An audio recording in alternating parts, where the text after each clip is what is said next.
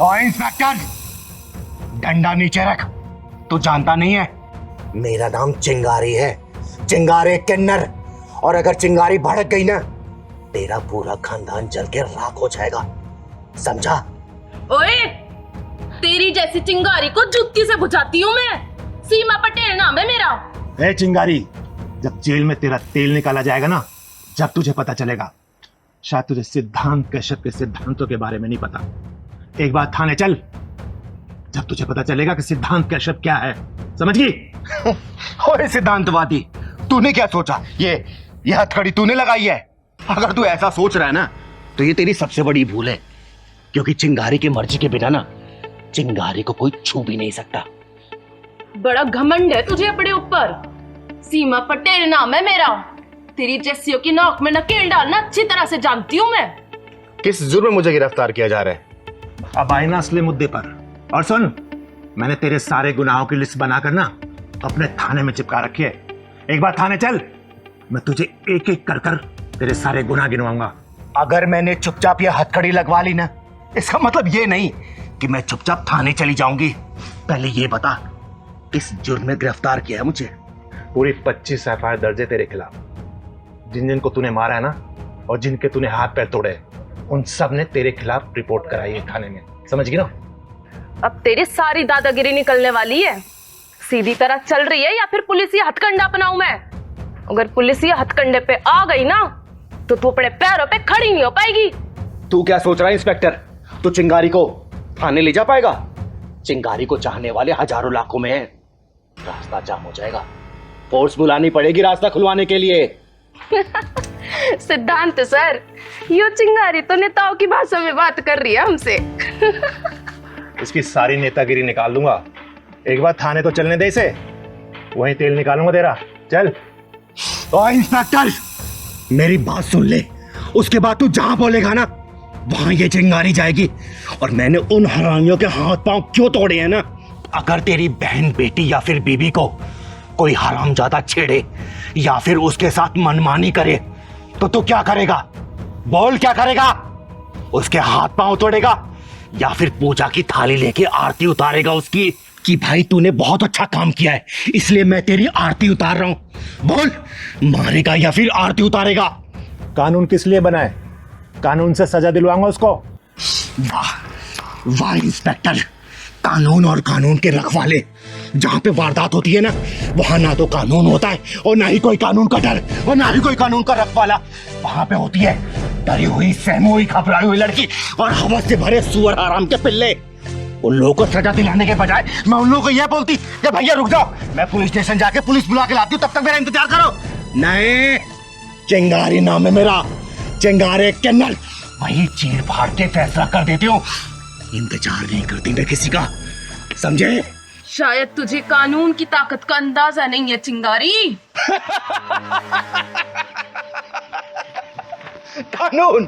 कानून की ताकत से अच्छी तरह वाकिफ है ये चिंगारी। कानून एक मकर जाल की तरह है जिसमें सिर्फ छोटे मोटे कीड़े मकोड़े फंसते हैं और बड़े जानवर उस कानूनी मकर जाल को तहस नहस करके निकल जाते हैं। और किस कानून की बात कर रहा है इंस्पेक्टर तू? इंस्पेक्टर, बलात्कार की शिकार लड़की जब मर जाती है ना, तो पोस्टमार्टम में उसका शरीर को चीर फाड़ दिया जाता है और वहीं पर अगर उसको कर्मी को थोड़ी सी भी खरोच आ जाए ना, तो उसे पूरा इलाज दिया जाता है, उसका पूरा ख्याल रखा जाता है और फिर शुरू होता है ये कानूनी नाटक जो कि 10-15 साल लगा ही देता है। और उस बीच में उस शर्मनाक घटना को याद करके लड़की के माँ बाप पल पल रोते हैं, तड़पते हैं। इंस्पेक्टर सिद्धांत कश्यप जिस कानून की बात कर रहा है ना, अगर वो कानून सही तरीके से जांच करवाए तो आधे से ज्यादा बेकसूर जेल में बंद मिलेंगे और कसूरवार बाहर घूम रहे होंगे। इसलिए चिंगारी ने अपनी अदालत बना रखी है, अपना कानून बना रखा है। और चिंगारी की अदालत में तारीख नहीं, सजा मिलती है, वो भी सजा ऑन द स्पॉट। चिंगारी मरने से नहीं डरती और नहीं मारने से डरती है। चिंगारी सिर्फ डरती है तो हारने से डरती है, समझा? सीमा, मुझे लगता है कि हम किसी गलत घर में आ गए। ये चिंगारी का घर नहीं है, चलो यहां से। सही कह रहे हैं सर आप। मैंने भी किसी से सुना था कि चिंगारी इंदौर चली गई है अपनी गुरु माँ के पास। तुमने एकदम सही सुना, चिंगारी इंदौर में ही है। चलो।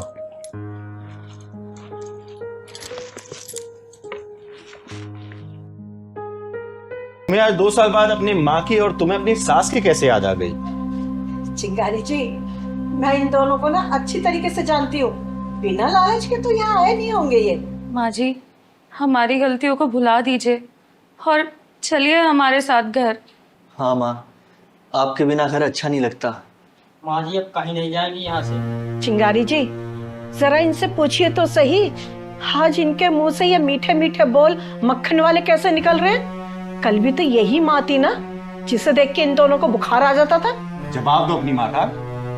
आज कैसे तुम दोनों को अपनी माँ के ऊपर इतना प्यार आ रहा है? जो तुम लोग इतने मजबूर हो गए हो अपनी माँ को ले जाने के लिए। चिंगारी जी, देखना किसी का फोन आ रहा है। कट गया, किसी कंपनी वाले का था। माँ जी, आपके जाने के बाद ओए! बेशरम औरत, झूठ मत बोल। इन्होंने खुशी से घर नहीं छोड़ा था। इनके हस्बैंड की मौत हो जाने के बाद जब तुम दोनों को ये लगा ना कि इनसे कोई फायदा नहीं मिल सकता, उल्टा तुम दोनों को खर्चा करना पड़ेगा, इनकी सेवा करनी पड़ेगी, तुम दोनों ने मिलकर इनको मजबूर कर दिया घर छोड़ने के लिए। समझे? दीदी, लालच के घंटी टनटनाते हुए माँ जी का दिल बहलाने आए हैं। अरे वेदों में लिखा है कि माँ के पैरों में स्वर्ग होता है, माँ के आंचल छाव तले दुनिया की सारी खुशियां होती है, जो कि लाखों करोड़ रुपए से भी कमाई नहीं जा सकती। अरे माँ का दिल तो ममता का सागर होता है, जिसकी गहराई भगवान भी नहीं नाप पाया। और आजकल के बच्चे माँ बाप को इसलिए घर से बाहर निकाल देते हैं ताकि माँ बूढ़ी हो गई है, बाप बूढ़ा हो गया, कोई काम का नहीं रहा है? हेलो, नमस्कार जी, मैं इंश्योरेंस कंपनी से कुणाल बात कर रहा हूँ। क्या मेरी बात आशा जी से हो सकती है? लो आशा जी से बात करो। हेलो। क्या मेरी बात आशा जी से हो रही है? हाँ, मैं आशा बोल रही हूँ। आशा जी, मैंने आपसे बहुत ज्यादा कांटेक्ट करने की कोशिश करी है, लेकिन आपका फोन नहीं लग पा रहा था, ना आपके घर पे कोई था। तो आपका 1 करोड़ का चेक मेरे पास रखा है, आप आके ले जाइए। ठीक है, मैं ब्रांच में आ जाऊंगी। ओके मैम, ठीक है। अब पता लगा इन दोनों का प्यार मेरे लिए हिलोरे क्यों ले रहा है। अरे जो माँ इनके लिए बोझ लग रही थी, आज उसके लिए प्यार उमड़ रहा है। चिंगारी जी, आपने इतने दिनों तक मेरी माँ का ख्याल रखा, उसके लिए बहुत बहुत धन्यवाद। माँ जी, अब नाराजगी छोड़ दो और घर चलो। ओए, लालच के लालची कमीनों, अरे तुम दोनों इतने बेशरम हो ना कि तुम्हें देख के शर्म भी शर्म आ जाए। अरे तुम दोनों को जब पता था कि इस माँ के पास कुछ नहीं है, तो तुम दोनों ने क्या किया? तुम दोनों ने मजबूर कर दिया इन्हें घर छोड़ने के लिए। और जब तुम्हें यह पता चला कि ये तुम्हारी माँ 1 करोड़ की मालकिन हो गई है, तो क्या कर रहे हो तुम लोग? गिरगिट की तरह रंग बदल रहे हो, घड़ियाली आंसू बहा रहे हो। अरे बंद करो ये सब, समझे? अरे ये मुझे किस हालात में मिली थी ना, ये मैं तुम लोगों को बता भी नहीं सकती। अरे इनसे बेहतरीन तो भिखारीन रहती हो, भिखारीन। और तुम दोनों ने क्या किया? मजबूर कर दिया घर छोड़ने के लिए। माँ जी तो ने अपनी जान देने जा रही थी। चिंगारी दीदी, मैंने बचा लिया मरने से। चिंगारी जी, इन दोनों को तो ये लगता था कि इस पेड़ में तो फल कभी आएंगे ही नहीं। अरे इन दोनों को पता नहीं था कि जिस पेड़ की जड़ों में पति के प्यार और वफादारी की खाद पानी डाली जाती है ना, वो पेड़ कभी सूखता नहीं है, हमेशा हरा भरा रहता है। अरे इनके पति को पता था कि मेरे जाने के बाद उनका बेटा अपनी माँ के साथ कैसा व्यवहार करेगा, इसलिए तो पॉलिसी का बीमा करवा के गए थे वो। अरे माँ की ममता को पैसे से देखने वाली निर्लज औलादें ये क्यों भूल जाती हैं? एक माँ के लिए औलाद से बढ़ के कुछ भी नहीं होता। माँ अपनी औलाद के एक मुस्कान के लिए 100 जिंदगियां कुर्बान कर देती है, लेकिन वही औलादें जब बड़ी होती हैं तो माँ के चेहरे से उसकी मुस्कान छीन लेती है। गुलाब की तरह खिला रहने वाला ये मासूम चेहरा मुरझा जाता है हमेशा हमेशा के लिए। अब अपनी गलतियों की माफी मांगते हैं। हाँ माँ जी, हमें माफ कर दीजिए। माफी गलतियों की दी जाती है, षड्यंत्रों की नहीं। चिंगारी जी, इन दोनों से बोल दीजिए चले जाए यहाँ से, नहीं तो मैं कुछ कर दूंगी। सुन लिया तुम दोनों ने? जब रिश्तों की रोशनी को षड्यंत्रों की हवाओं से बुझाने की कोशिश की जाती है ना, तो रिश्ते ऐसे बुझते हैं कि अंधेरे में जीना सीख जाते हैं। अब इनको तुम्हारी झूठी हमदर्दी की कोई जरूरत नहीं है, क्योंकि इनको बिखरे हुए रिश्तों में एक ऐसा रास्ता मिल गया ना जो खुशहाली की तरफ लेके जाता है। अब वो है इनका 1 करोड़ का चेक। समझे? Get out, guys, get out.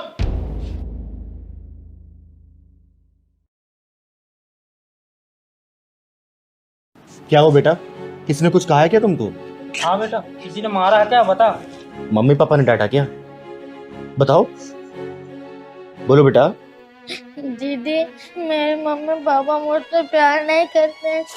क्या मतलब बेटा? दीदी, मेरे मम्मी पापा ने लव मैरिज किए थे और मेरे पैदा होने पर बोलो बेटा, बोलो, रुक क्यों गए? दीदी, मम्मी पापा में रोज लड़ाई होती है और पापा कहते हैं कि मैं उनकी औलाद नहीं है और मम्मी कहती है कि जहर दे दो। फिर ऐसे घटिया लोगों को जिंदा रहने का कोई अधिकार नहीं है। लव मैरिज करके बच्चा तो पैदा कर लिया, अब बच्चे से नफरत करने लगे। दीदी, मम्मी पापा मुझे घर में अकेले छोड़ के चले जाते हैं और मुझे घर में अकेले रहना पड़ता है। स्कूल नहीं जाते हो क्या बेटा? पापा ने मेरी पढ़ाई भी छुड़वा दी है। लो तो बेटा ये खा लो। पापा, मुझे घर में अकेले बहुत डर लगता है। डर लगता है तो मैं क्या करूं? तुमने इसकी पढ़ाई क्यों छुड़वाई? बच्चा किसी और का और पढ़ाई लिखाई का खर्चा मैं उठाऊंगा? इतना पागल दिखता हूँ क्या मैं तुम्हें? सुंदर, मेरे कैरेक्टर पे उंगली उठाने से पहले अपने गिरेबान में झांक के देखो तुम। आप दोनों की लड़ाई में मेरी पढ़ाई खत्म हो गई, मेरा क्या कसूर है? बेटा, तेरा कसूर सिर्फ इतना है कि तू उस माँ का बेटा है जिसने प्यार और शादी तो मुझसे किया, लेकिन तेरा बाप किसी और को बना दिया। मैं तुम्हारी हर बात बर्दाश्त करती रही, ये सोचकर कि मेरा परिवार खराब ना हो और इस बच्चे का फ्यूचर खराब ना हो। अरे इसका फ्यूचर तो उसी दिन खराब हो गया था जिस दिन तूने मुझे धोखा दे करके अपने यार से मिल करके इस बच्चे की नींव रखी थी होटल के बंद कमरे में। तेरा कसूर नहीं है इसमें, दोष तो मेरा है जो मैंने तेरे ऊपर विश्वास करके तेरे प्यार के जाल में फंसी थी। औरत के ऊपर उंगली उठाना तो बहुत आसान है और उसके कैरेक्टर पर उंगली उठाना तो उससे भी ज्यादा आसान है, लेकिन अपने दिल में झांककर अपने मन के आईने में अपना असली चेहरा देखना बहुत ही मुश्किल है सुंदर बाबू। अरे तेरे कहने का मतलब क्या है? मैं कैरेक्टर लेस हूं क्या? मुझे पूछने के बजाय अपनी आत्मा से पूछ, जवाब मिल जाएगा। पापा, आप कहते हैं कि मैं आपका बेटा नहीं हूँ, तो मैं किसका बेटा हूँ? मेरा बाप कौन है? अरे अपनी माँ से पूछ कि तेरा बाप कौन है। और रिया, तूने मुझ पर हाथ उठा करके ये तो साबित कर दिया कि तू मांग में सिंदूर तो मेरे नाम का भरती है, पर तेरे मन के मांग में अभी भी तेरा यार बसता है। मुझे आज पता चला कि लव मैरिज के रिश्ते चलते क्यों नहीं है, क्यों बिखर जाते हैं ये लव मैरिज के रिश्ते। क्योंकि शादी के पहले लड़का लड़की के बीच में वो सब हो जाता है जो शादी के बाद होना चाहिए, और जब एक आदमी का मन एक औरत से भर जाता है ना, तो वो एक औरत के सिर्फ और सिर्फ कैरेक्टर पे उंगली उठाता है। एक काम करो, मार दो इस बच्ची को, जहर दे दो इसे। ओए, बंद कर तू ये अपनी बकवास, वरना तेरे साथ तेरे इस सपोले को भी ठिकाने लगा दूंगा। शादी के पहले का प्यार वो तलवार है जो शादी होने के बाद अपने परिवार का गला काटता है। अरे क्यों नहीं समझ पाते दुनिया वाले कि शादी अगर परिवार की मर्जी से हो ना तो ही टिक पाती है। लव मैरिज का कोई ठिकाना नहीं है, लेकिन नहीं, किसी को समझना ही नहीं है। कोई ड्रम में जाता है, कोई रेलवे ट्रैक पे जाता है, कुछ नहीं समझ पा रहे दुनिया वाले। और आजकल के लौंडे लौंडिया, उनका तो कहना ही बेकार है। दीदी, इस बच्चे का क्या कसूर है कि दोनों के बीच में पिस रहा? चल बेटा, मैं भी देखती हूँ कि तेरे बाप के ऊपर कितनी लातों के बाद बातों का असर होता है। चल दीदी, ये लव मैरिज की बीमारी कहाँ से आ गई? बेटा, उसी का इलाज करने जा रही हूँ। चल बेटा।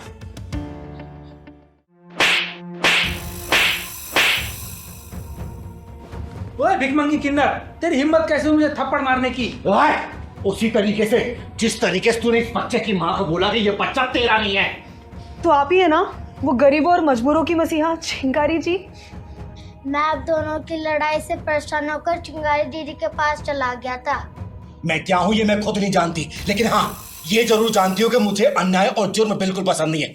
सच सच बताना, ये बच्चा। दीदी, ये धोखेबाज इंसान मुझ पे कोई ना कोई लालचन लगा के मुझसे दूर होना चाहता है। मेरी जिंदगी में ना इसके अलावा कोई था ना कोई है, और ये बच्चा भी इसी का है। दीदी सुनो है मोहब्बती मेढक, तेरे जैसे आशिकों को चिंगारी बहुत अच्छी तरीके से जानती है। लड़कियों की जवानी की तराजू देख के जो वो देखने लगते हो ना, याद रखना चिंगारी कहते हैं मुझको। दोनों टांगे काट के रख दूंगी। अरे मैंने किया क्या है?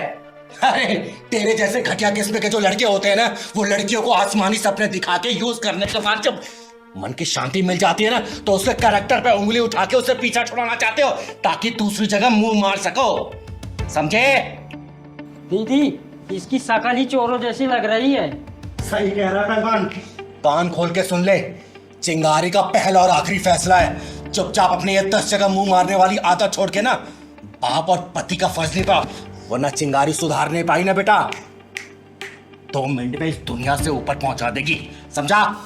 दीदी मुझे माफ कर दो दीदी, मैं भटक गया था। आज के बाद मैं ऐसा नहीं करूंगा दीदी, प्लीज मुझे माफ कर दो दीदी। धन्यवाद चिंगारी दी, आपने तो मेरे टूटते हुए परिवार को बचा लिया। आपका बहुत नाम सुना था, आज तो आपके दर्शन भी हो गए। सुन, आज के बाद से अगर ये 3-5 किया ना बेटा, मेरी नजर तेरे ऊपर रहेगी, चीर के रख दूंगी। ठीक है बेटा, खुश रहो। क्या हुआ बेटा, रो क्यों रही हो तुम? हैं? मम्मी ने डांटा या फिर पापा ने कुछ कहा क्या? आज मेरा बर्थडे है। अरे बेटा, तुम्हारा जन्मदिन और तुम रो रही हो? जन्मदिन के दिन तो बच्चे खुशियां मनाते हैं। नाम क्या है तुम्हारा? मेरा नाम तपस्या है। हैप्पी बर्थडे तपस्या बेटा। और खुशी के दिन तुम रो रही हो, ये अच्छी बात नहीं है बेटा। दीदी मम्मी पापा मेरे भैया का बर्थडे बनाते हैं पर मेरा नहीं मनाते हैं। ऐसा क्यों करते हैं तुम्हारी मम्मी पापा? दीदी मैं लड़की हूँ ना, पापा कहते हैं कि तू लड़का थोड़ी ना है कि मैं बर्थडे मनाऊंगा। हैप्पी बर्थडे तपस्या बहन।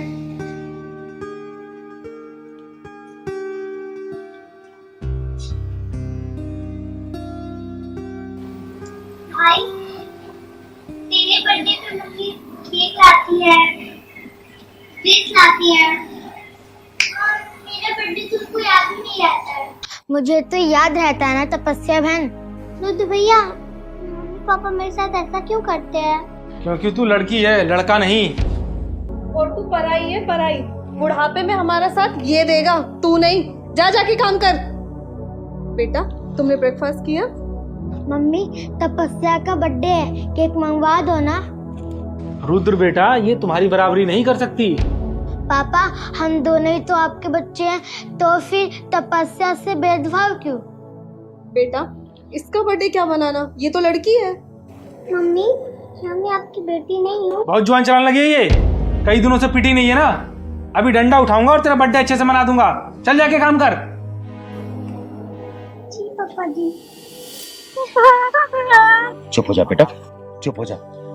तुम्हारा बर्थडे चिंगारी दीदी मनाएगी, वो भी तुम्हारे ही घर में। दीदी नहीं, मम्मी पापा बहुत डांटेंगे। नहीं डांटेंगे बेटा, ये चिंगारी दीदी है ना, मना लेगी। चलो केक लाने चलते हैं दोनों। चलो। बेटा तुमने ब्रेकफास्ट नहीं किया था ना, लो ये खाओ। Very good.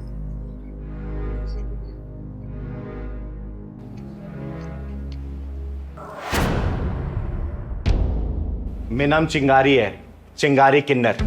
और आज इस बच्ची का जन्मदिन है ना, इसलिए मैं केक लेके आई हूँ। केक काटूंगी इसका और आप दोनों से मुंह मांगा इनाम भी लेके जाऊंगी। लेकिन आप? लेकिन बाद में, पहले ये केक सजाओ। पहले मेरी गुड़िया रानी केक काटेगी, केक है ना बेटा? अरे आप लोग खड़े क्यों हो? बैठो बैठो बैठो। लेकिन ये सब आप क्यों लेकर आ गई? अरे मैं ले आई तो क्या हो गया, इसके पैसे दे देना आप। ये हुई ना बात, आज तपस्या भी केक काटेगी। अरे सोच क्या रहे हो? चलो केक काटो। आओ तपस्या बेटा, बैठो वहां पे, केक काटो।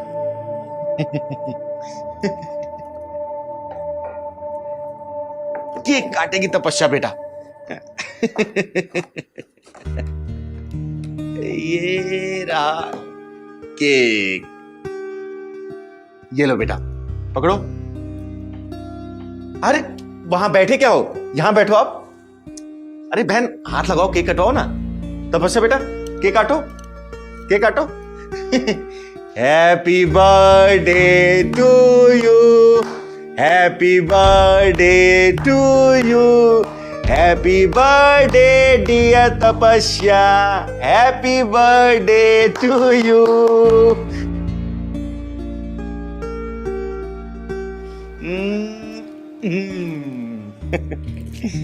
ये लो तपस्या बेटा, मेरी तरफ से आशीर्वाद।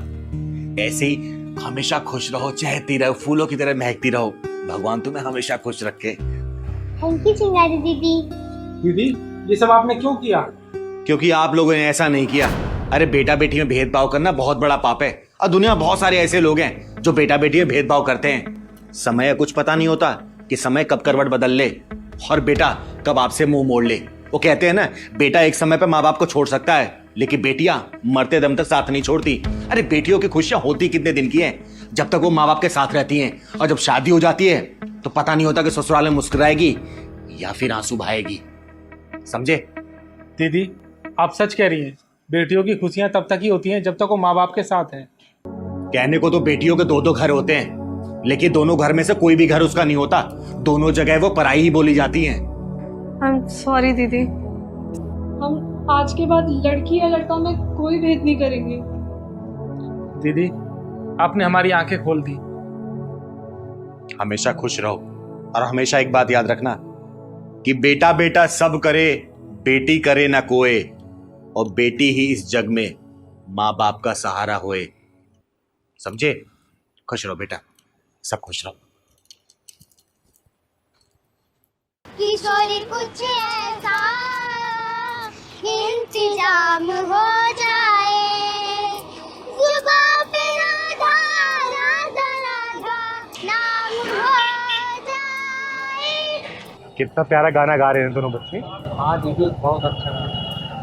आप तो जरा किशोरी कुछ ऐसा इंतजाम हो जाए, किशोरी कुछ ऐसा इंतजाम हो जाए, जुबां पे राधा राधा राधा नाम हो जाए, जुबां पे राधा राधा राधा नाम हो जाए, किशोरी कुछ ऐसा इंतजाम हो जाए। कितना प्यारा गाना गा रहे हो तुम लोग, इतना प्यारा भजन। इतने अच्छे सिंगर होके भी ये भीख मांग रहे हो। दीदी हम भीख ना मांगेंगे ना तो हमें भूखा रहना पड़ेगा। बेटा तुम्हारे घर में और कौन कौन है? हमारी मम्मी है, उनका एक पैर खराब है, वो चल नहीं पाती है। बच्चों ये गाना कहाँ से सीखा, किसने सिखाया? हमको हमारी मम्मी गाना सिखाती है। अच्छा बच्चों, तुम दोनों का घर कहाँ है? स्कूल के पीछे हमारा घर है। बच्चों क्या हम तुम्हारी मम्मी से मिल सकते हैं? हाँ दीदी मिल सकती हो, चलो हमारे साथ।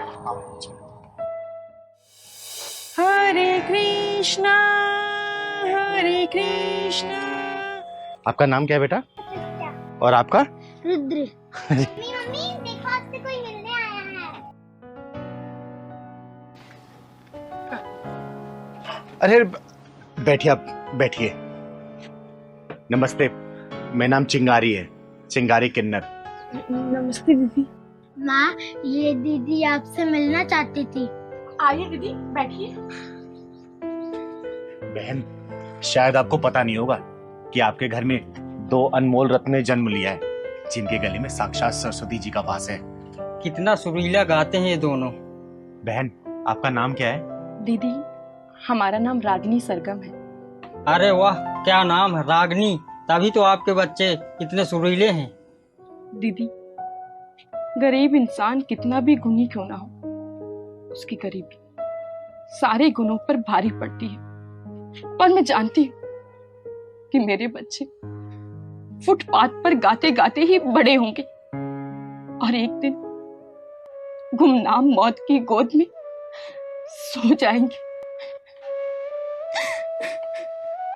नहीं रागिनी बहन, ऐसा नहीं होगा। ये दोनों बच्चे आपकी जिंदगी से अंधेरा दूर करने के लिए पैदा हुए हैं। ये दोनों अपने सुरों की रोशनी से आपकी गरीबी के अंधेरे को दूर करेंगे, और देखना आपकी ये जिल्लत भरी जिंदगी ना यही बच्चे दूर करेंगे। यही। दीदी ऐसी बातें सुन के दिल को तसल्ली तो मिल जाती है, लेकिन सच्चाई क्या है इससे मैं अच्छी तरह वाकिफ हूँ। ऐसी बात नहीं है रागिनी बहन, मैं एक बहुत बड़ी म्यूजिक कंपनी जिसका नाम है फटाफट प्रोडक्शन, उनके मालिक श्री केसी चौधरी जी को जानती हूँ। बहुत ही नेक दिल इंसान है, और मुझे पूरा विश्वास है इन दोनों बच्चों की गायकी सुन के इन्हें वो गाने का मौका जरूर देंगे, और ये दोनों बच्चे गायकी में अपना परचम लहराएंगे। याद रखना इस बात को। सच दीदी, क्या हमारे गाने की रिकॉर्डिंग होगी? क्या दीदी, हमारे गाने को सब लोग देखेंगे? हाँ मेरे बच्चों, आपके गाने को लोग सुनेंगे भी और सारी दुनिया देखेगी भी। दीदी, हमें अपनी किस्मत पे भरोसा नहीं होता कि हमें भी अच्छे दिन दिखाएगी। बहन, किस्मत भी साथ देगी और इन बच्चों का भविष्य भी।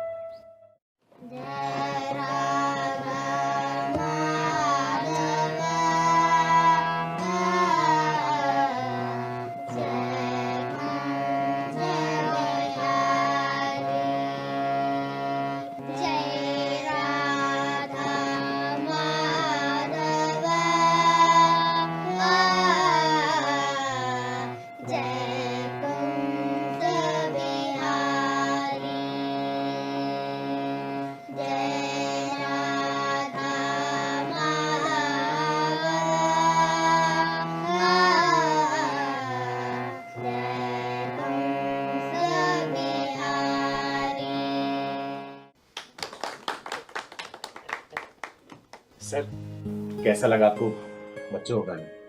चिंगारी जी, माइंड ब्लोइंग, फैंटास्टिक। ये कल के हमारे उभरते हुए सितारे हैं। तो फिर बच्चों को चांस देगी हमारी कंपनी? बिल्कुल, क्यों नहीं देगी।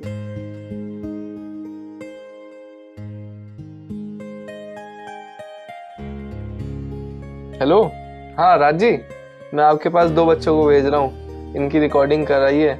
हमारी कंपनी के उभरते हुए सितारे हैं ये। जी जी बिल्कुल जी। Thank you sir, thank you so much.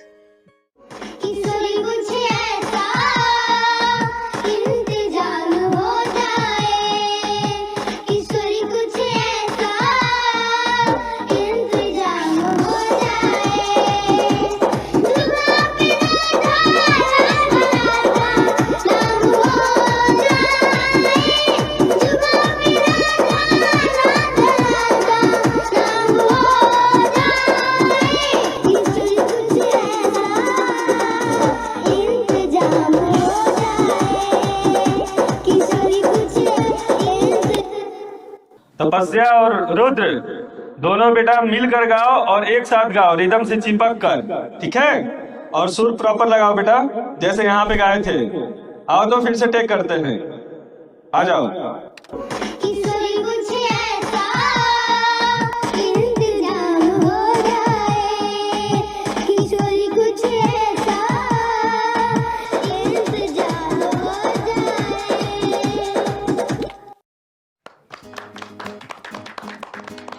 आज ये हमारी कंपनी के लिए बड़ा प्राउड मोमेंट है कि ये दोनों लिटिल स्टार जिस मुकाम पे पहुंचे हैं और पब्लिक के दिलों में राज किया इन्होंने। बहुत ही कम समय में बहुत अच्छे इन्होंने गाने प्रस्तुत किए हैं और आप सब लोगों का बहुत प्यार मिला इनको। और इसका टोटल श्रेय चिंगारी जी को जाता है। चिंगारी जी ने इनकी कला को पहचाना और वो कंपनी में इन बच्चों को लेके आए। और देखो आज बच्चों की इस कला की वजह से किस मुकाम पे ये बच्चे पहुंचे हैं। आप सबने जो प्यार दिया है, मैं चाहूंगा कि चिंगारी जी इनके बारे में 2 शब्द कहें। चौधरी साहब, ये तो आपका बड़प्पन है जो आप पूरा श्रेय मुझे दे रहे हैं। हालांकि मैंने कुछ भी नहीं किया है, मैंने तो सिर्फ इन दोनों बच्चों को सिर्फ रास्ता दिखाया है। मैंने बहुत नाम सुना था कि फटाफट प्रोडक्शन कंपनी हर उस अच्छे सिंगर को मौका देती है जिनके अंदर वो काबिलियत होती है। मैंने इन बच्चों को सिर्फ एक जगह दिखाया और चौधरी साहब ने भरोसा करके इन बच्चों को गाने का मौका दिया। और आज देखिए ये बच्चे कामयाबी की ऊंचाई को छू रहे हैं। इन बच्चों ने ये जरूर साबित कर दिया कि मेहनत और लगन से कामयाबी की ऊंचाई को छुआ जा सकता है। इनकी माँ जो कि पैरों से अपंग है, इन्होंने अपने बच्चों को सुरों के वो पंख लगा दिए जिन पंखों के सहारे ये बच्चे आसमान में उड़ के कामयाबी को चूम रहे हैं। धन्यवाद। चिंगारी दीदी, आपने मेरे बच्चों को फुटपाथ से उठाकर आकाश की ऊंचाइयों तक पहुंचा दिया। आपका बहुत बहुत धन्यवाद। मैं आपका एहसान कभी नहीं भूलूंगी दीदी। अरे नहीं बहन, इसमें एहसान वाली क्या बात है। मैंने क्या किया, मैंने तो सिर्फ रास्ता दिखाया, बाकी तो आपकी लगन और आपके बच्चों की मेहनत है। हमेशा खुश रहिए आप लोग। इसी तरीके से फटाफट प्रोडक्शन को प्यार दुलार आशीर्वाद देते रहे ताकि ये कंपनी दिन दुनी रात चौगुनी तरक्की करते रहे। और ये तो सिर्फ एक ट्रेलर है, पिक्चर अभी बाकी है दोस्तों देखना। इस कंपनी से बहुत सारे सुरीले सिंगर आते रहेंगे और कामयाबी वहां तक चूमेंगे। बहुत बहुत धन्यवाद। तू बचाएगी इसे? ओ, ये बचाएगी तुझे? अरे मैंने सोचा कोई मर्द आएगा, ये तो किन्नर है बे। सुन, यह नामर्दों की बस्ती है, यहाँ कोई मर्द और नामर्द नहीं आएगा। और तेरे लिए तो चिंगारी अकेले काफी है। तेरे पिछवाड़े में दम हो ना, दोबारा इसको हाथ ला के दिखा दे, मैं भी देखती हूँ कितना बुता तेरे पिछवाड़े में लगाना। और सुन, किन्नर है ना, किन्नर का काम कर, मर्द मत बना। साली बे, जिस दिन किन्नर का काम देख लेगा ना, अपनी जिंदगी से नफरत करने लग जाएगा, समझा? चल निकल यहाँ से। बताओ। बस भैया यही साइड में रोक दो, यही मेरा ऑफिस है। अच्छा, इधर ही? हाँ जी भैया। ठीक। अरे कितने पैसे हुए भैया? एक सेकंड मैं बताता हूँ जरा। अरे आप शीशा देख रहे हो भैया, मैंने आपसे पैसा पूछा है। अच्छा पैसे, एक सेकंड मैम। 350। लेकिन फेयर तो 150 रुपए का दिखा रहा था। मैम मेरे पास तो 350 है तो 350 ही मांगूंगा ना। देखो भैया, मैंने 150 रुपए का बुक किया था, मैं 150 ही दे सकती हूँ, इससे ज्यादा एक भी नहीं दूंगी। मैडम एक बात बताओ, ट्रैफिक कितना था, आपने वहाँ पे मुझे रुकवाया, ठीक है, अब फिर बढ़ गया तो इसमें मैं क्या करूँ? तो 350 है तो वो पूरे लेने पड़ेंगे ना। मेरी गलती से फेयर नहीं बढ़ा है, ट्रैफिक था तो इसमें मेरी गलती नहीं है। मैं 150 रुपए फेयर दिखा रहा था, मैं 150 आपको दे रही हूँ। मैडम पैसे तो आपको देने पड़ेंगे 350 रुपए, चाहे हंस के दो चाहे रोके दो। भैया मैं 150 रुपए से एक भी रुपए फालतू नहीं देने वाली हूँ। वहाँ पे 150 रुपए फाइनल हुआ था और 150 ही दूंगी, ठीक है? लूटी मचा रखी है आप लोगों ने तो। मैडम जो गूगल ने रास्ता बताया मैं उसी रास्ते से आया हूँ ना, तो 350 रुपए बन गए ना, मैं क्या करूँ इसमें? गूगल के रास्ते से नहीं आया, आप घुमा फिरा के लेके आए और मैं ना अपने ऑफिस के लिए लेट हो रही हूँ। पकड़ो ये पैसे। हेलो, क्या बदतमीजी है, बगैर पैसे देके भाग रहे हो? सुनो मैडम, मुझे उंगली टेढ़ी करने का मौका मत दो, उसे सीधी रहने दो, समझ गई ना? क्या बात है मैडम, वैसे हाथ बहुत मुलायम है तुम्हारे, कौन सी क्रीम लगाती हो? तुम्हारी हिम्मत कैसे हुई मेरा हाथ छूने की? तुम्हारी इतनी बदतमीजी कि तुमने मुझे थप्पड़ मारा। अब देख, पैसे तो अब मैं लूंगा तुमसे। चल सुन, कोई नहीं आएगा तुझे बचाने, यहाँ कोई मर्द नहीं है यहाँ पे। ओए, तूने क्या सोचा इसको कोई बचा ही नहीं आएगा? अरे ना मर्द भले ना आए, लेकिन ये चिंगारी जरूर आएगी, समझा? तो चिंगारी हुई तो मैं क्या करूं? तू कौन सा पहाड़ उठा लेगी? चुप बेटा, क्यों परेशान कर रहा तुम्हें? दीदी पास में ही मेरा ऑफिस है, ऑफिस आने के लिए मैंने राइड बुक की थी, तब तो फेयर 150 रुपए का दिखा रहा था, लेकिन ना जाने ये कहाँ से घुमा के लेके आया और 350 रुपए मांग रहा है। मैंने 150 रुपए दिए तो ये मेरा हाथ पकड़ के बदतमीजी करने लग गया। दीदी ये साले कुंदरू ना अपने आप को गुंडा भाई समझते हैं। सही कह रहा है पहलवान, ऐसे हरामियों को मैं बहुत अच्छे से जानती हूँ। भोली भाई लड़की देख के कम पैसा बता के बिठा लेते हैं और बाद में पैसा ज्यादा बताते हो, जबरदस्ती करते हैं। सुन बे, चिंगारी कहते हैं मुझको, समझा? अबे सुन, चिंगारी होगी तू अपने घर को, तेरे जैसे चिंगारी को ना फूंक मार के बुझा देता हूँ। तो सुन बे, तेरे जैसे को चिंगारी चीर फाड़ देती है, समझो? तूने मुझ पर हाथ उठाया ना, अब देख मैं इससे पैसे लेके दिखाऊंगा। चल दे पैसे। अब तक तेरा दिमाग सेंटर में नहीं आया क्या? क्या और तोड़ू तुझे? हाँ? दीदी ऐसे भी इसको अकल नहीं आएगी, पुलिस के हवाले कर देते हैं। सही कह रहे पहलवान, पुलिस को फोन कर तू। एक कम रुक रुक रुक, इन सालों के पिछवाड़ा जब तक लाल ना करो ना, तब तक इनकी अकल ठिकाने नहीं आती। अभी बेईमानी के पैसे कितने दिन चला लोगे तुम लोग? हैं? बेईमानी के पैसे ऐड के तुम्हारे औलादी बेईमान बन जाएगी। तुम्हारे खून में जब बेईमानी घुसेगी ना, तुम्हारी औलादी बेईमान निकलेगी, समझे? ईमानदारी से कमाओ ना, क्या दिक्कत है? सुन, चाहूं ना तुझे पुलिस के हवाले कर सकती हूँ, लेकिन शक्ल तू बाल बच्चों वाला लग रहा है। मैं समझ गया दीदी, मैं मानता हूँ मुझसे गलती हुई है, लेकिन मैं भटक गया था। मैंने सोचा कि सबसे डबल पैसे मांगूंगा, जल्दी अमीर बन जाऊंगा, लेकिन ये मेरी गलती थी, मुझे माफ कर दो। मैं अभी ईमानदारी से चलाऊंगा। कितने पैसे हो तेरे? 150 है ना? वो दे दिए। दे दिए ना? चल निकल। सॉरी।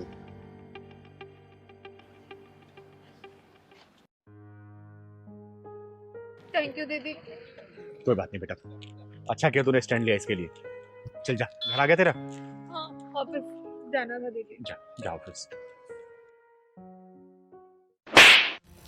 तिलकधारी वसंत बाबू, जिस स्थान पे बैठकर तुम ये काम कर रहे हो ना, ये सरस्वती माता का पवित्र स्थान है।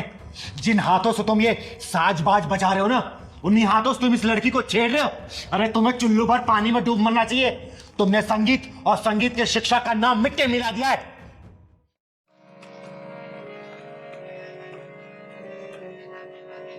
प्रणाम गुरुदेव।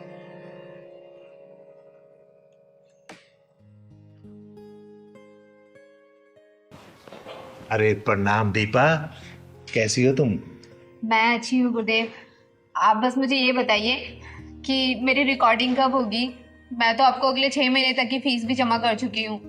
अरे हाँ, तो दीपा पहले ये बताओ कि तुम्हारा रियाज कैसे चल रहा है, और तुम्हारी ये उंगलियां ठीक से रियाज कर रही है ना?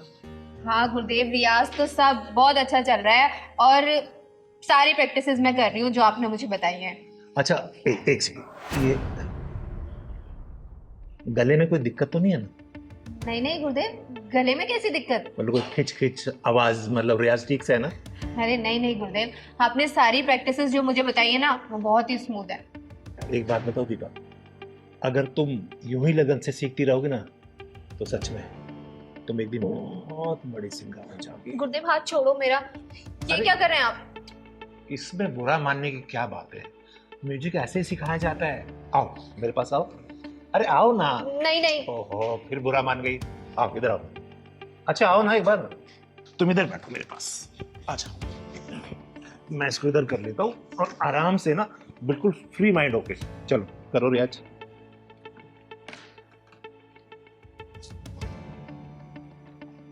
अरे बेटा इसको सुनो, इधर दिखाओ, हाथ दिखाओ, ऐसे उंगली पकड़ो और ऐसे। हाँ गुरुदेव, वही तो कर रही हूँ, आप मुझे लेकिन बजाने कहाँ दे रहे हैं? आप बार बार मेरा हाथ ही पकड़ ले रहे हैं। अच्छा ठीक है, इस वाले हाथ से बजाओ। गुरुदेव मैं लेफ्टी नहीं हूँ, मैं राइट हैंडेड ही हूँ। अच्छा ठीक है, बजाओ।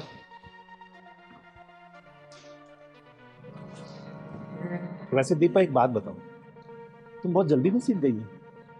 हाँ गुरुदेव, इतने अच्छा गुरु मिला हो तो कौन नहीं सीखेगा जल्दी। वो तो मैं हूँ गुरु, ये तो तुम्हारा बड़प्पन है कि तुम मुझे अच्छा गुरु मानती हो। अरे बजाओ ना, रुक क्यों गई, बजाओ। अरे यार इधर आओ, देखो। गुरुदेव ये पियानो थोड़ी ना है, हारमोनियम है। हारमोनियम को तो हारमोनियम के तरीके से ही बजाया जाएगा। अच्छा तो बजाओ। ये जो आपने मुझे प्रैक्टिस कराई थी, ये प्रैक्टिस हुआ है। गुरुदेव मुझे लगता है आपको मुझे सिखाने से ज्यादा मेरे ऊपर ध्यान है। सही तो पकड़ा, तुम्हारे ऊपर ही तो ध्यान है। देखो अगर मैं तुम्हारे ऊपर ध्यान नहीं दूंगा तो तुम सीखोगी कैसे? फिर कैसे सीखोगी बताओ जरा। इसलिए मेरा ध्यान इधर नहीं, तुम्हारे ऊपर है, ताकि तुम जल्दी सीख जाओ। चलो बजाओ बजाओ। और एक बात बताओ, जब तक हम थोड़ा रोमांस नहीं करेंगे ना, तुम्हें फील ही नहीं आ रहा। और ये क्या, एक काम करो, तुम इसे उतार दो। अरे आराम से बिंदास होके बैठो। क्या हुआ? अरे ये शर्म उरम सब छोड़ दो, एकदम बिंदास हो जाओ। रोमांटिक म्यूजिक बन रहा है ना, जल्दी शूट होगा। और मैं तो ये चाहता हूँ कि हीरोइन भी तुम ही हो। और समझ गई ना, तुम्हें हीरोइन बनाऊंगा मैं। वैसे तुम खूबसूरत बहुत हो बेबी, सच बता।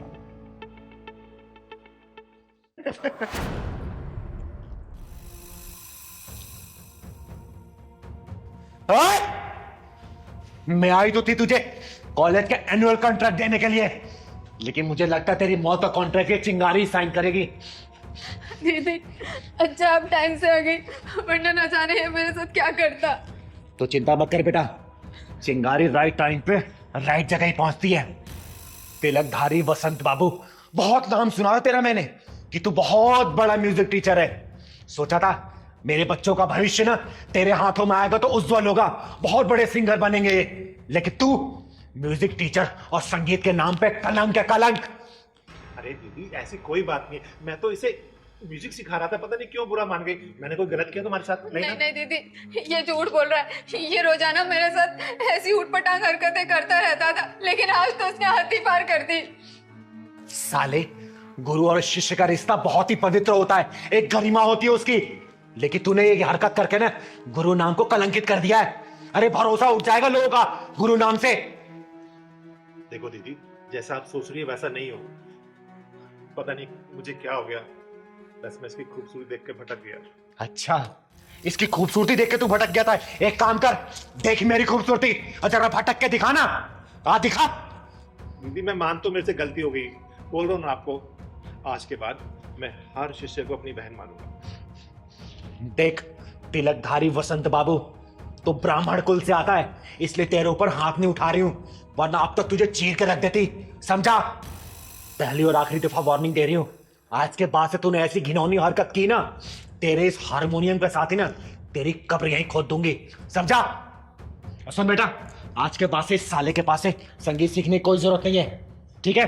और सुन, तू जहां जहां जिस स्कूल में जाके पढ़ाता है ना, सब कॉन्ट्रैक्ट कैंसिल कराऊंगी मैं। समझा? चल। दीदी ऐसे मत करो, मेरे बाल बच्चे भूखे मर जाएंगे। तेरे बाल बच्चों को पता भी तो चलना चाहिए कि उसका बाप क्या कर रहा है। चल बेटा। तो मैं माफी मांग रहा हूँ ना आपसे दीदी। माफी अपने जेब में रख।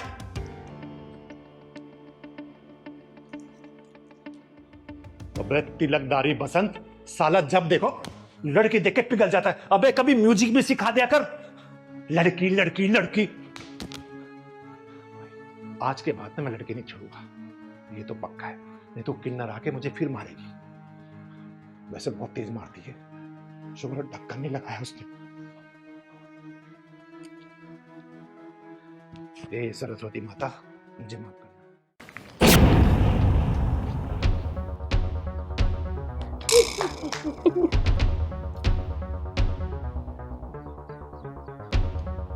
शाबाश बेटा, निशाना बहुत सही लगा लेते हो तुम। माँ, उसने आपके ऊपर केला का छिलका फेंका, आपको गुस्सा नहीं आया? तपस्या बेटा, ऐसे बच्चों के ऊपर मुझे गुस्सा नहीं आता, बल्कि तरस आता है कि इनके माँ बाप इनको क्या संस्कार दे रहे हैं। ओह हेलो, 2 टके की किन्नर आई मेरे बेटे पे तरस खाने वाली। मैडम जी, तरस तो मुझे तुम्हारे ऊपर भी आ रहा है। तुमने जो अपना ये चलचित्र पैदा किया है ना, जो आगे चल के इस चलचित्र का चरित्र बड़ा ही खूबसूरत होने वाला है। चलिए ये सब छोड़िए, क्या आप बता सकते हैं क्या कि सुंदर मल्होत्रा जी का घर कौन सा है? क्या कहा? सुंदर मल्होत्रा? हाँ यही घर है, बताओ क्या काम है? मुझे सुंदर मल्होत्रा जी के ही घर जाना है। हाँ यही घर है, आ जाओ। माँ, क्या हम इनके यहाँ आने वाले थे? हाँ बेटा, इन्हें घर आने वाले थे। आओ चल।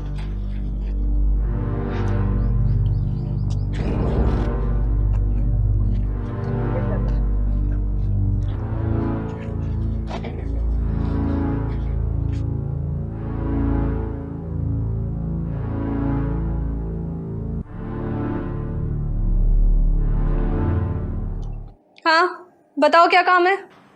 आपके हस्बैंड घर पे है क्या? उन्होंने बुलाया था मुझे। हाँ कहीं बाहर गए हैं, किसी को साइट दिखाने। वो मुझे कुछ प्रॉपर्टी खरीदनी थी, इसलिए मुझे मिलना था उनसे। बैठ जा, आते ही होंगे।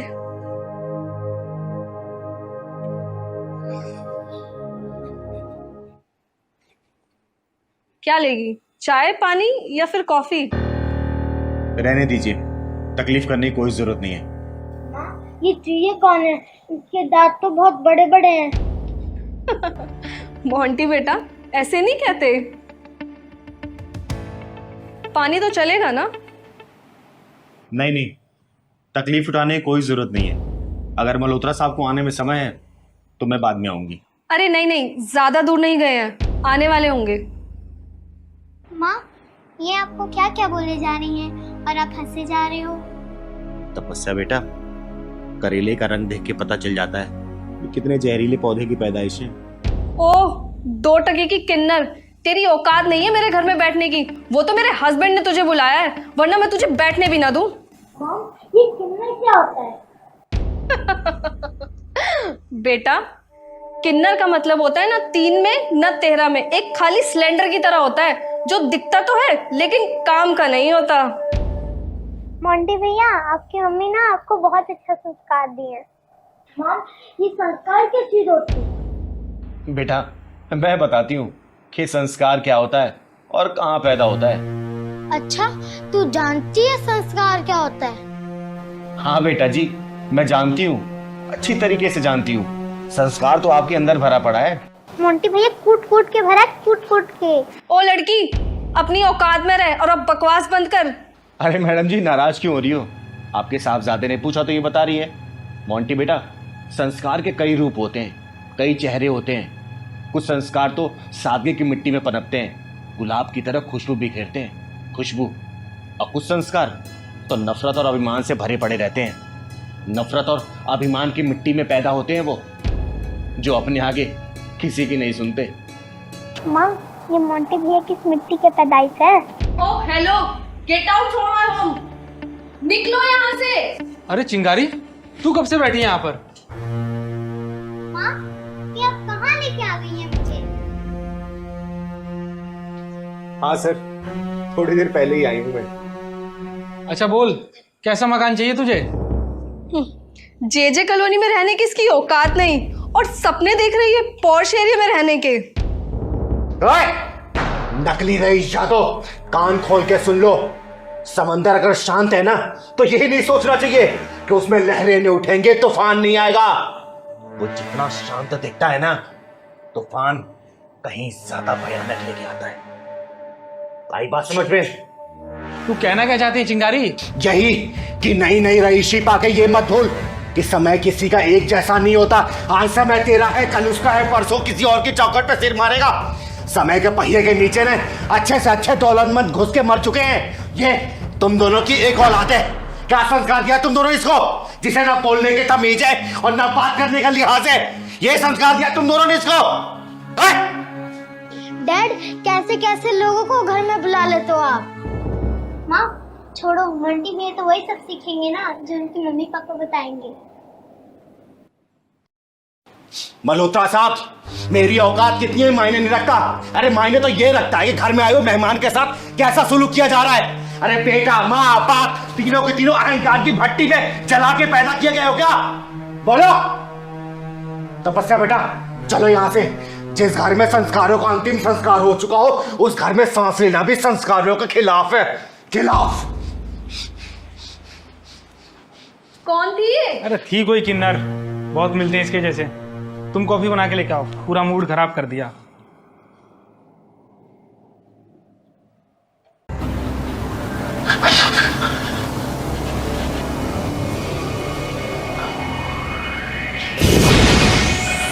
हे भगवान, क्या हो रहा है मेरे घर में?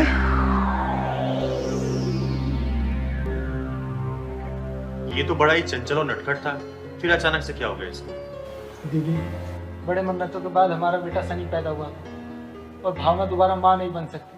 अगर ये माँ बनी तो इसके बचने के चांस बहुत कम होंगे। दीदी, मेरा बेटा खेलने में कूदने में हर काम में नंबर 1 था, फर्स्ट आता था। पता नहीं इसे क्या हो गया कि ये 4-5 महीने से गुमसुम सा हो गया दीदी। फिर अचानक से क्या हो गया इसको? यही तो पता नहीं चल पा रहा है दीदी, पता नहीं क्या हुआ इसको। तभी तो आपको बुलाया है, अब आप देखो दीदी इसको। दीदी, आपने तो न जाने ऐसे कितनों को ठीक किया है दीदी। मेरे बेटे पे भी चमत्कार कर दो ना दीदी, इस पे भी हाथ रख दो ना दीदी। इस शनि को मेरे ठीक कर दो दीदी, प्लीज। ना ही मैं कोई चमत्कार करती हूँ और ना ही मेरे अंदर कोई शक्ति है। मैं तो बस भगवान भोलेनाथ का नाम लेके अपना हाथ फेर देती हूँ। चमत्कार सिर्फ वही करता है। दीदी, पहले तो सनी खेलता भी था, बोलता भी था, हंसता भी था। ना खेलता है, ना बोलता है, ना हंसता है, कहीं जाता भी नहीं है, गुमसुम ऐसे ही बैठा रहता है दीदी। कहीं आपके बेटे के दिल में कोई डर तो नहीं बैठ गया? पता नहीं पहलवान भैया, मेरे शनि को क्या हो गया, कुछ समझ नहीं आ रहा। शनि बेटा, क्या हुआ तुमको? कुछ तो बोलो बेटा। बेटा। दीदी, ये इसी तरीके से गुमसुम बैठा रहता है, कुछ बोलो तो सुनता भी नहीं है।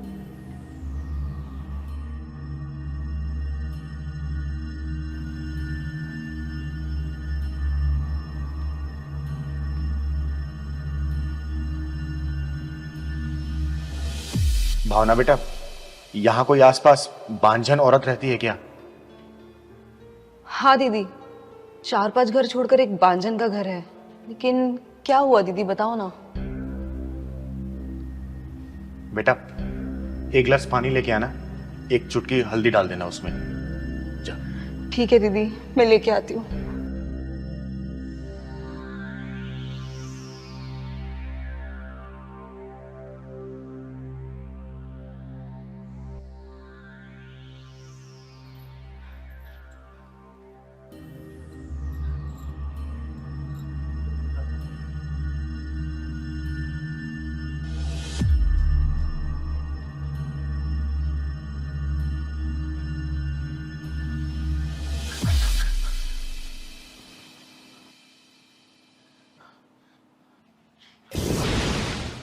हे भगवान, क्या हो रहा है मेरे घर में? हे भगवान, मेरे बच्चे की रक्षा करना।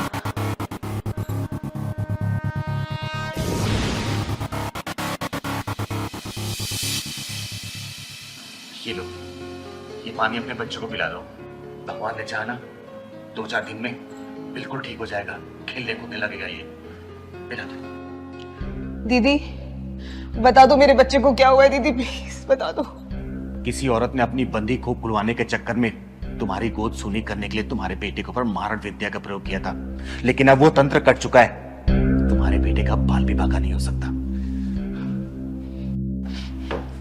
बेटे क्या हो गया बेटे?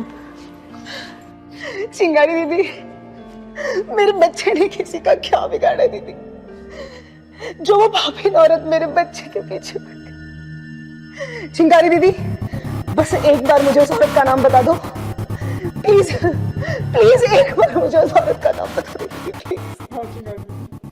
बेटा, किसी को कुछ कहने की जरूरत नहीं है। हो सके तो अपने बेटे को शिव मंदिर में रोज सुबह शाम आरती करवाना इसी के हाथों से, और देखना भगवान भोलेनाथ की कृपा से ये पहले जैसा हो जाएगा। हंसने लगेगा, बोलने लगेगा, खेलने लगेगा, कूदने लगेगा, सब कुछ करने लगेगा ये। दीदी मेरे शनि पे अपना आशीर्वाद बनाए रखना प्लीज। दीदी आप हमारे घर में भगवान का रूप बन के आई हो दीदी। अरे नहीं बेटा, मेरा आशीर्वाद इसके ऊपर हमेशा है, लेकिन तुम दोनों एक बात का ध्यान रखना। कोशिश करना इस बच्चे को किसी एक घर का कुछ भी खाने मत देना, ठीक है? मैं कभी नहीं खाने दूंगी, कुछ भी नहीं खाने दूंगी, बाजार से भी कुछ नहीं खाने दूंगी। बस मेरा शनि एक बार ठीक हो जाए दीदी। दीदी आपके कितने रूप हैं? ये वाला रूप तो पहली बार देखा हूँ। पहलवान बेटा, कभी कभी ऊपर वाला किसी की भलाई के लिए हमसे वो काम भी करवा देता है जो हमारे बस का नहीं होता। अरे मैं तो सिर्फ एक जरिया हूं बेटा, करने वाला सिर्फ वो ऊपर वाला है, ऊपर वाला।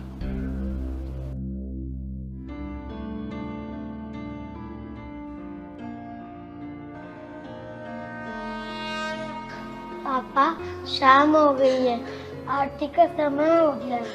शनि, शनि मेरे लाल, मेरे बच्चे तो बोलने लगा शनि।